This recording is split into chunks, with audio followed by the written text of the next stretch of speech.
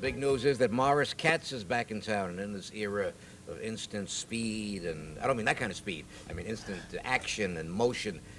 There's a reason why the world's fastest painter is very hot on our show. And the hot news is that the female Ali, Jackie Tonawanda, is going to soon be announcing on this program. Today, in fact, her nightclub debut. And since she's the women's heavyweight champion of the world, or light heavyweight, I dare any critic, Arthur, not to give her a rave review, right? You better believe it. What's your advice to the critics when they're reviewing? When you see her, just get on your knees and say, "How do you do? How do you do?" And say, wonderful, wonderful act. She's a That's what I did. She will knock her audiences cold, right? You better believe it. I mean, figuratively and literally, both ways. Ladies and gentlemen, Arthur Prysock is on what label, Mr. Prysock? That's Milestone. Milestone. Arthur, when do you figure you found your style? Who do you think you might have sounded like till you found the Arthur Prysock style? Well, I was, when I was a young kid, I came up listening to Eckstein. I was going to say Eckstein. And I love him today, but I had to go out and get my own stuff. And you got it, Mr. Arthur Prysock, who leaves any moment to go where? On the road again? Virginia, Georgia, in the South. And Mr. Gabor, no relation to Jaja? I'm her mother, but nobody believes me. I don't understand. Who turns friendships into What'd you love say a few minutes ago? turns friendships into love affairs. And Joe DeReese opening with the 10 Tet. Joe, there's a big amount of interest in success stories. What are the secrets or the techniques of getting rich or becoming a top entrepreneur? Is that part of the reason, Mr. Jeffrey Seglin, why you took typewriter in hand, people's interest in that subject matter? That's precisely the reason. There are a lot of success stories out there. A lot of little guys making it good. What are any of today's major corporations? Let's say any big board-listed company that began, Jeffrey, I want to give it to my panel, let's say that began in the entrepreneur's basement or in his attic or on his kitchen table. Give us one of those really... One of the most readily available examples is Apple Computer. They started in two young people's garage. Steve Jobs is now 30. He started the company several years ago in a garage with Wozniak. And it grew tremendously successful. The thing that's also interesting is that many of these people are starting companies without the idea of growing it into a large corporation. What they want is a nice lifestyle.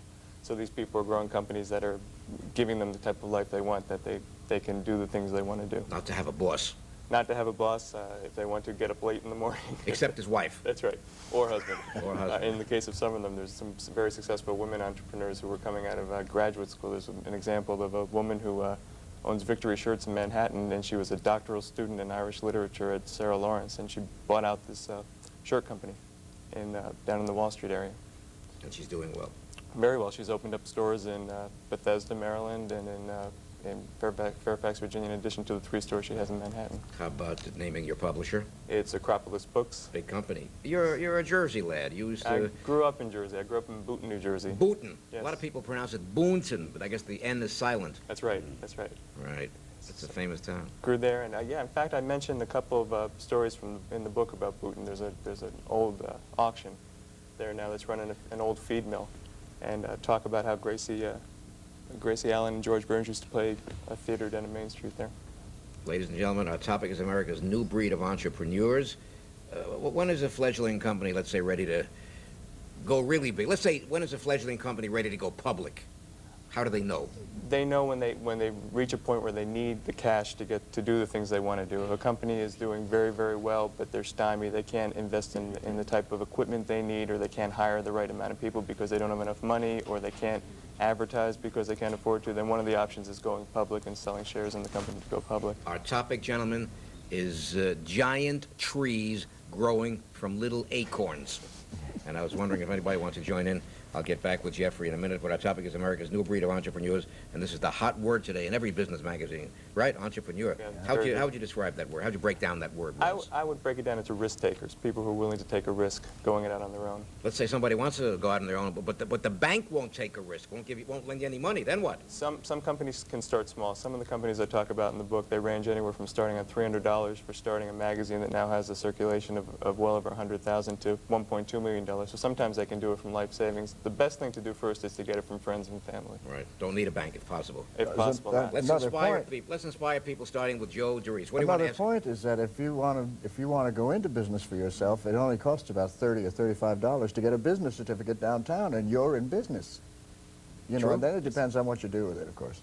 But, Sure. I mean, to start with. Sure. Especially people in the type of business we're all in. Writers and performers basically don't need a lot of capital up front to invest in. They need to have backers. They need to have the support of the public. They need to have people buy their albums, see their shows, buy their books. That's what they need. I used to see your name on a PBS series, On the Money. Yes, that was a personal finance series. There was a 13-week series. You've done articles for a lot of big magazines. For Inc. and INC Venture, stands for I INC. Need Cash. INC, right? That's it. That's right. Oh, like OPEC, other people's excess cash. And also a piece on TV Guide is coming out at tax time. Our topic is money matters and the big word entrepreneurism. How about a feeling from Don Gabor for Jeffrey Seglin? Well, I can certainly identify with the small business and trying to put some things together that will give me the opportunity to do what I want to do without having to have a boss and that type of thing. And that's the kind of goals I have, too. So I'd be interested in looking at your book.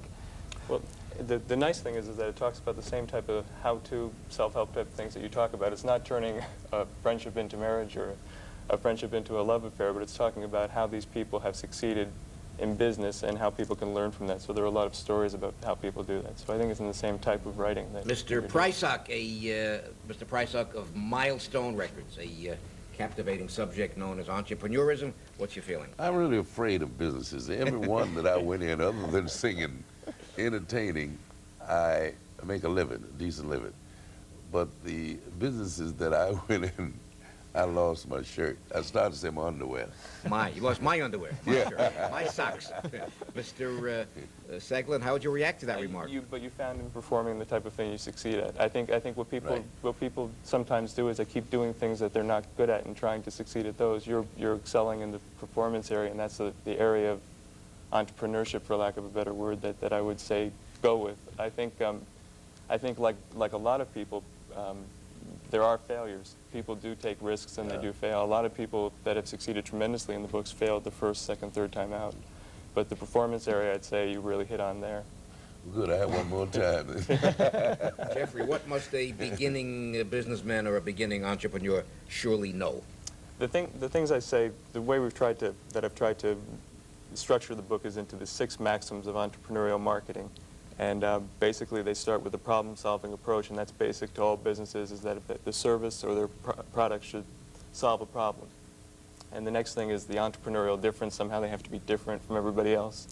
The third maxim is the target practice proverb, which means that they have to have an audience that's going to buy their service or their product. And the fourth maxim is the presentation principle. They have to be nicely packaged. How about those mythical or non-mythical people out there who perfected a better mousetrap and who marketed ice boxes for the Eskimos? A, did that really happen? And B, did they get rich? There's a story about the guy with the selling refrigerators to Eskimos. Right. It was an old Saturday Evening Post story back in the 40s. There was a series of stories on a traveling salesman. He supposedly was going to try to pull a fast one over on Eskimos in Alaska by selling them refrigerators. But what happened was Eskimos bought the refrigerators, used them to store their food and protect it from wild animals. So they found a real need for him, and he became somewhat of a hero to them. The story of mousetraps is common. A lot of people are maybe not inventing a better mousetrap, but they're sort of shining the mousetrap up. Ladies and gentlemen, I recommend America's New Breed of Entrepreneurs by a man who really knows his business. He's good. Everybody's hoping I'll do a touch of Joe DeReese into the intermission. Arthur Prysock especially wants to hear it, as does Don Gabor. And Mr. DeReese is a major name on records forever and ever, and his newest record goes like this. Joe DeReese. I put on a show. I laugh and I joke, so you'd never know that I'm mad about you. Mad about you. Yes, I'm mad about you. A little